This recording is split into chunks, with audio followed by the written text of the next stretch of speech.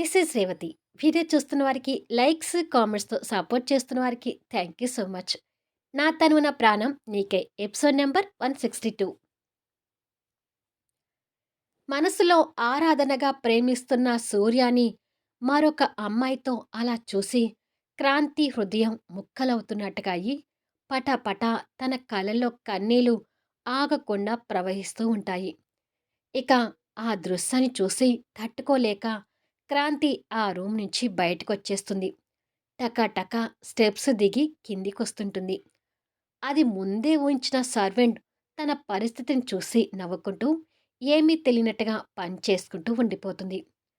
క్రాంతి రావడం, వాళ్ళని అలా చూసి తను ఏడుస్తూ వెళ్ళిపోవటం జెస్సీ గమనిస్తూనే తన మీద ఉన్న దుప్పటిని తొలగించి సూర్య ఛాతీ మీద నుండి లేచి కిందికి జరుపుకున్న టాప్‌ని పైకి వేసుకొని, యెస్, అంతా నేననుకున్నట్టుగానే జరిగిపోయింది అని అనుకొని సంతోషపడుతుంటుంది. క్రాంతి ఇక అక్కడ ఉండలేక బయటకొచ్చి తన బాధని వెళ్ళకక్కుతూ వెక్కి వెక్కి ఏడుస్తుంటుంది. జెస్సీ విండోలో నుంచి బయట క్రాంతి ఏడవడం చూసి ఇంకా సంతోషపడుతుంటుంది. తను అలా ఏడుస్తూ ఉండగానే ఒక ఆటో అక్కడికొచ్చి, "ఆటో ఎక్కుతారమ్మా?" అని అడుగుతాడు. క్రాంతి కన్నీళ్లు తుడుచుకొని వెళ్ళి ఆటోలో కూర్చోగానే ఆటో వెళ్ళిపోతుంది. హమ్మయ్య! ఇక వీళ్ళ మధ్య దూరానికి బాటలు వేసినట్టే. ఇప్పుడు నాకు ప్రశాంతంగా ఉంది అని అనుకొని మత్తులో ఉన్న సూర్యని చూసి, సూర్య లేచేసరికి అతనికి షర్ట్ వేసి ఏమీ జరగలేదు అన్నట్టుగా ఉండిపోవాలి అని అనుకొని మత్తులో ఉన్న సూర్యకి షర్ట్ వేసి క్రాంతి వదిలేసిన ఫైల్స్‌ని సర్వెంట్‌కి ఇచ్చి కింద పెట్టమంటుంది. క్రాంతి కన్నీళ్లు పెట్టుకుంటూ ఆటోలో వెళ్తూ ఉండగా భాను దగ్గరించి కాలొస్తుంటుంది. కన్నీళ్లు తుడుచుకొని లిఫ్ట్ చేసి, "హలో భాను" అంటుంది. "ఎక్కడున్నావే?" అని అడుగుతుంది భాను. సూర్య సార్‌కి ఫైల్స్ ఇచ్చి ఆటోలో వస్తున్నాను అని చెప్తుంది. "అబ్బా! ఇలా ఆటోలు తిరిగే కంటే ఒక స్కూటీ కొనుక్కోవచ్చు కదే! సెకండ్ హ్యాండ్ స్కూటీ సూపర్‌గా ఉందని చెప్పాను. అయినా నా మాట వినవు" అంటుంది Bhanu. Shut up Bhanu! Second hand things గురించి నాకు చెప్పొద్దని నీకు ఎన్ని సార్లు చెప్పాను? సెకండ్ హ్యాండ్ థింగ్స్ అంటే నాకు జుగుప్స, అసహ్యం, ఛీ అనిపిస్తుంది అని దాన్ని కోపంగా తిట్టి ఫోన్ కట్ చేస్తుంది. క్రాంతి అంతలా కోపాటం చూసి భానుకి అర్థం కాక పిచ్చెక్కుతూ తలగోక్కుని ఏమైంది దీనికి అని అనుకుంటూ ఉండగా క్రాంతి దగ్గర నుంచి మెసేజ్ వస్తుంది. భాను ఆ మెసేజ్ ఏంటో చూసేసరికి, "నేను ఆఫీస్‌కి రావడం లేదు. లీవ్ తీసుకుంటున్నాను. సార్‌కి ఇన్ఫర్మేషన్ ఇవ్వు" అంటూ మెసేజ్ ఉంటుంది. దీనికేదో అయింది అని భాను అనుకొని ఆ ఇన్ఫర్మేషన్ పరశురామ్‌కి ఇస్తుంది. ప్లాన్ సక్సెస్‌ఫుల్ అయ్యేసరికి పరశురామ్ కూడా సంతోషపడుతుంటాడు.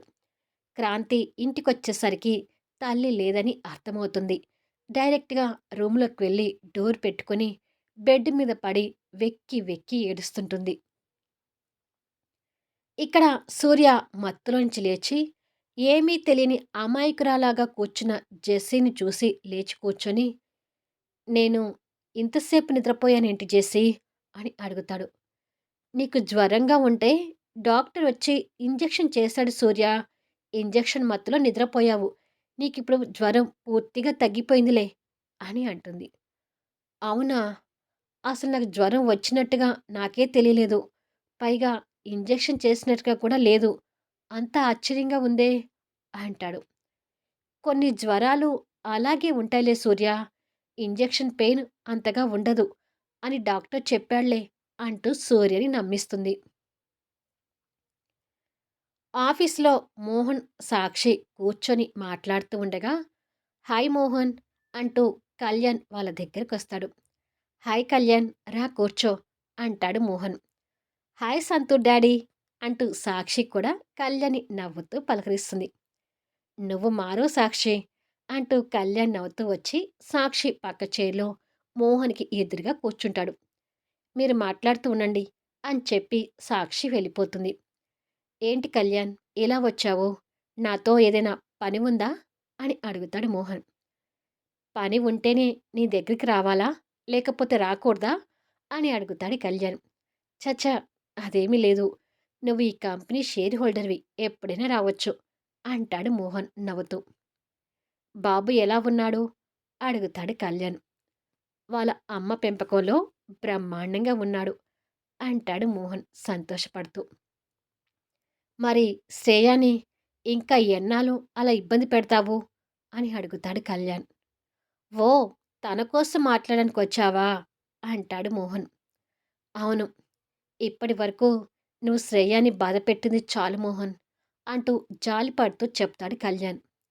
అంటే నీ ఉద్దేశం శ్రేయాని పని మనిషిగా చూడొద్దు అంటున్నావు. అంతేనా కళ్యాణ్? అని అడుగుతాడు. అంతే కదా మరి! అంటాడు కళ్యాణ్. తనని పని మనిషిని చేసి పనులు చేయించుకోవాలని నాకేమి ఇష్టం లేదు కదా! మొన్న కూడా తనని వెళ్ళిపోమని చెప్పాను.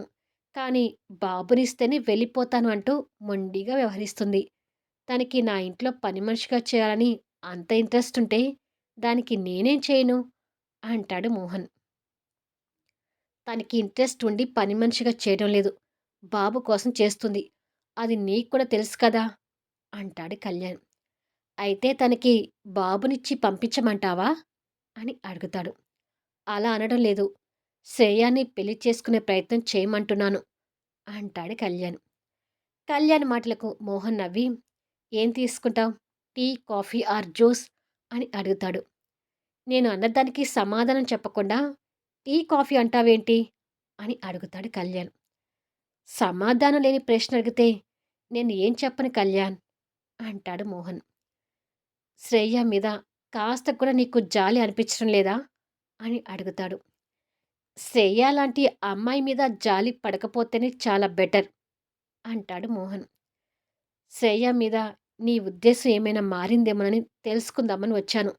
కానీ నీ ఉద్దేశం ఏమీ మారలేదని అర్థమవుతుంది అంటాడు కళ్యాణ్. ఆ మాటలకు మోహన్ చిన్న నవ్వు నవ్వి, ఆర్య ఫోన్ చేస్తున్నాడా?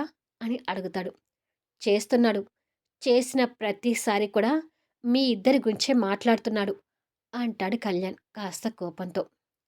నాకు కూడా అప్పుడప్పుడు ఫోన్ చేసి శ్రేయాని ఇబ్బంది పెట్టకండని చెప్తూనే ఉంటాడు అంటూ మోహన్ ఫోన్ చేసి 2 జ్యూసులు అని చెప్పి ఫోన్ పెట్టేసి, అసలు నేనే నిన్ను కలుద్దాం అనుకున్నాను కళ్యాణ్. మన షేర్ హోల్డర్ బిజినెస్ వ్యవహారాల గురించి కూడా మాట్లాడాలి. నువ్వొచ్చి మంచి పని చేశావు అంటూ కావాలని మోహన్ ఆ మ్యాటర్‌ని డైవర్ట్ చేసి బిజినెస్ విషయాలు తీసుకొనొస్తాడు.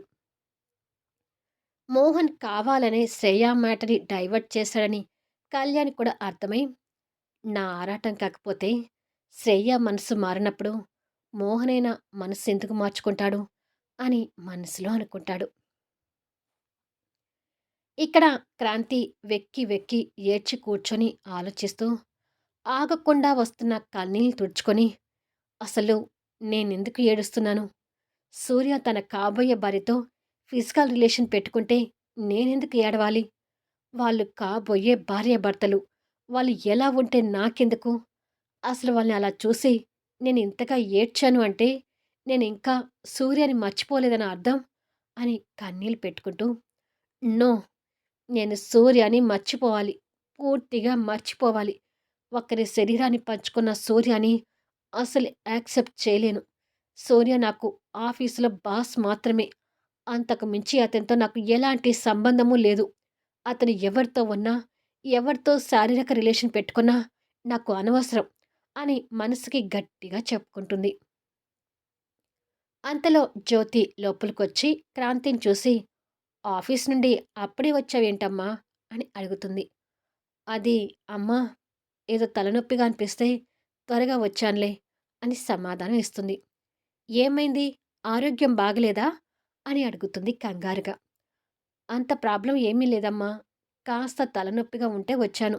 అంతే అని తల్లి చేతిలో ఏదో ఫోటో ఉండడం చూసి, ఎవరి ఫోటో అమ్మా అది? అని అడుగుతుంది.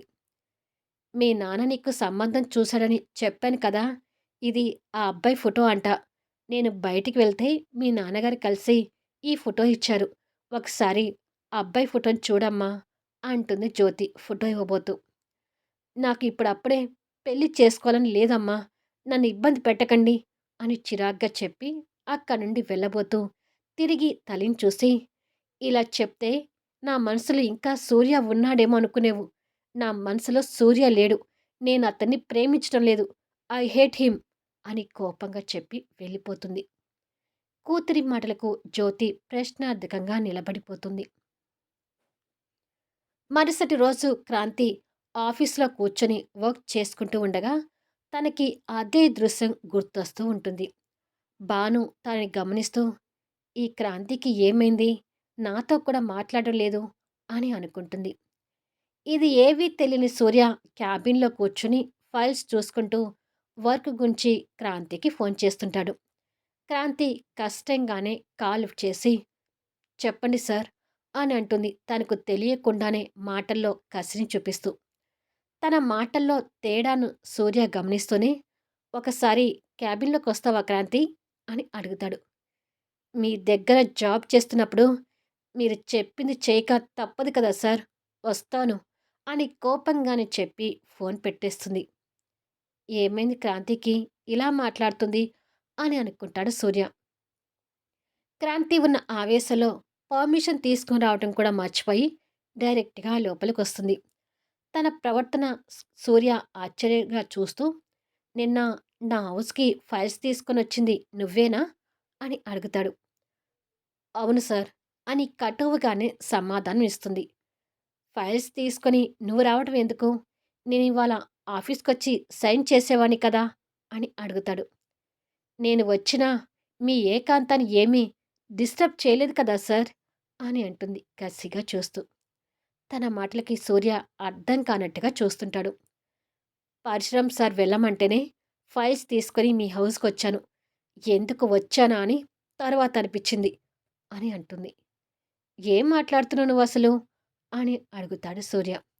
"ఉన్నదే మాట్లాడుతున్నాను. అయినా మీ గురించి నాకెందుకులే సార్. నన్ను దేనికి రమ్మన్నారో చెప్పండి" అని అడుగుతుంది. తన మాటలకి సూర్య ఆశ్చర్యంగా చూస్తూనే, "నువ్వు తీసుకొచ్చిన ఫైల్స్ చెక్ చేసి సైన్ చేశాను. ఇవి నువ్వు ఫైనల్ చెక్ చేసి పరశురామ్ సార్ క్యాబిన్‌లో పెట్టించు" అని చెప్పి తనకిచ్చాడు. "ఓకే సార్" అని కసిగా సూర్య వైపు చూస్తూనే చెప్పి ఫైల్స్ తీసుకొని వెళ్ళిపోతుంది. క్రాంతి ఏంటి ఇలా ఉంది అని అనుకుంటాడు సూర్య. మిట్ట మధ్యాహ్నం 12 అవుతుండగా మైథిలి కార్ వెనక సీట్లో కూర్చుని ఉంటే డ్రైవర్ కార్ డ్రైవ్ చేస్తూ వెళ్తుంటాడు. కొంత దూరం వెళ్ళగానే నడి రోడ్డు మీద కొంతమంది జనాలు గుమ్మికూడి ఉంటారు. డ్రైవర్ ఆ జనాలను చూసి కారు ఆపుతాడు. మైథిలికి కూడా ఆ జనాలను చూసి, "ఏమేముంటుంది డ్రైవర్? ఏంటి ఆ జనాలు అలా ఉన్నారు?" అని అడుగుతుంది. "తెలీదు మేడం, చూసొస్తాను" అని చెప్పి డ్రైవర్ దిగి వెళ్తుంటే మైథిలి కూడా కారు దిగుతుంది. పాపం కళ్ళు తిరిగి కింద పడినట్టు ఉన్నాడు. చూస్తుంటే పేదవాళ్లాగా ఉన్నాడు అని అక్కడ ఉన్న జనాలు తలా ఒక డైలాగ్ అంటూ ఉంటారు. మైథిలి వాళ్ళ మాటలు వింటూనే డ్రైవర్‌తో కలిసి వాళ్ళ మధ్యకు వెళ్తుంది. ఆ జనాల మధ్యలో ఒక దృశ్యాన్ని చూసి షాక్ అవుతుంటుంది. అక్కడ మొక్కజొన్న పొత్తుల బండి ఉంటుంది. ఆ బండి పక్కనే ఈశ్వర్ రోడ్డు మీద కింద పడి తలకు చిన్న దెబ్బ తగిలించుకొని స్పృహ తప్పినట్టుగా కనిపిస్తుంటాడు. ఈశ్వర్‌ని అలా చూడగానే మైథిలి షాక్ అవుతూ, "ఈశ్వర్" అంటూ దగ్గరికొస్తుంది. "ఇతను మీకు తెలుసా అమ్మా?" అని అడుగుతారు జనాలు. "తెలుసు. మా అన్నయ్య" అని డ్రైవర్ "త్వరగా వాటర్ బాటిల్ తీసుకురా" అంటూ కంగారుగా చెప్తుంది. "అలాగే మేడం" అని చెప్పి డ్రైవర్ వెళ్ళిపోతాడు. చెల్లెలేమో శ్రీమంతుల అమ్మాయిలాగా ఉంది. కానీ అన్నేంటి ఇలా బికారిగా ఉన్నాడు అని ఒకరు, తను అంత ధనవంతురాలైతే అన్నను కూడా ఆదుకోవచ్చు కదా అని ఇంకొకరు, ఇవాళ రేపు ఎవరి స్వార్థం వాళ్ళదే. రక్త సంబంధాల్ని ఎవరు లెక్క చేస్తున్నారు అని తలా ఒక మాట అంటూ ఉంటే, మైథిలికి ఆ మాటలు చెవులో పడుతుంటే తన గుండెను పిండేస్తున్నట్టుగా ఉంటాయి. డ్రైవర్ వాటర్ బాటిల్ తీసుకొని రాగానే వాటర్ తీసుకొని ఈశ్వర్ మొహాన చల్లి, "ఈశ్వర్, ఈశ్వర్" అంటూ పట్టుకొని పిలుస్తుంది. ఈశ్వర్ మగతగా కళ్ళు తెరుస్తున్నట్టుగా నటిస్తూ, "చెల్లమ్మా" అంటూ లేచి కూర్చుంటాడు. అతని నుటికి రాయి కొట్టుకొని రక్తం కనిపిస్తూ ఉంటుంది. "ఏమైంది ఈశ్వర్? ఆ రక్తమేంటి? అసలు ఇలా కింద పడి కనిపిస్తున్నావేంటి?" అని అడుగుతుంది మైథిలి. "నిన్న ఇంట్లో బియ్యం లేక నిన్నంతా సరిగ్గా భోజనం చేయలేదమ్మా. ఇవాళ ఎండకి కళ్ళు బాగా తిరిగి కింద పడ్డాను అని బాధ నటిస్తూ చెప్తాడు. ఆ అన్న పరిస్థితికి ఈ చెల్లెలి గుండె జారిపోతుంటుంది. అయ్యో! చాలా పేదవాడిలాగా ఉన్నాడే! మీ అన్నయ్యకి ఇంత తిండి పెట్టలేక ఇలా రోడ్డున పడేస్తే ఎలా అమ్మా? నీకు కాస్త కూడా మానవత్వం లేదా? అంటూ డైలాగ్స్ వదులుతుంటే, వాళ్ళ మాటలకి మైథిలి ఇంకా బాధపడుతూ హాస్పిటల్‌కి వెళ్దాంలే ఈశ్వర్ అంటుంది. అయ్యో! ఈ చిన్న దెబ్బకి హాస్పిటల్‌కెందుకమ్మా?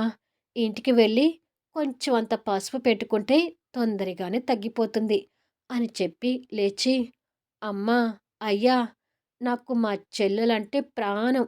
మా చెల్లెల్ని మీరు ఎవరైనా ఏమైనా అంటే ఊరుకోను. మీరందరూ వెళ్ళిపోండి అంటాడు మంచితనం నటిస్తూ. బానే ఉంది సంబడం. అన్నకి చెల్లెలంటే ప్రాణమంట. కానీ ఈ చెల్లెలేమో అన్నని పట్టించుకోవడం లేదు అంటూ జనాలు వెళ్ళిపోతారు. వాళ్ళ మాటలు పట్టించుకోకమ్మా! ఇక నువ్వెళ్ళు అంటాడు ఈశ్వర్. నీకు కొంత డబ్బిస్తాను. తీసుకో ఈశ్వర్ అంటూ హ్యాండ్ బ్యాగ్‌లోంచి డబ్బు ఇవ్వబోతుండగా, మన రక్త సంబంధాన్ని డబ్బుతో కొనబాకమ్మా! నీకు దండం పెడతాను అని అమాయకత్వం నటిస్తూ చెప్పి మొక్కజొన్న పొత్తుల బండిని నడిపించుకుంటూ వెళ్తాడు.